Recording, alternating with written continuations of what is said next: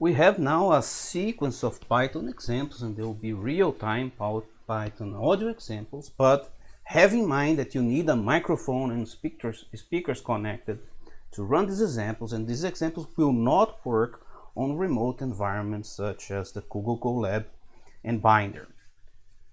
This first example is an FFT example, so it's a real-time FFT of blocks of 1024 audio samples, and then you will see FFT pins for the subbands and the magnitude of the FFT coefficients per sample in dB. So observe that the FFT subbands, they are symmetric around the center. The highest frequency, the nyquist frequency, is in the center. And what we do is we are going to use PyAudio to handle our audio stream, NumPy and SciPy signal to do some signal processing, Matplotlib to plot, and some IPy widgets for the GUI.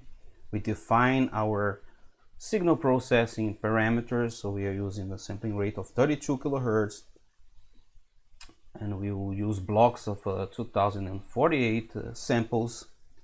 Here we define a function to run the FFT. Here is where we are actually doing the updating our plot with the FFT. We have a start and stop button to run.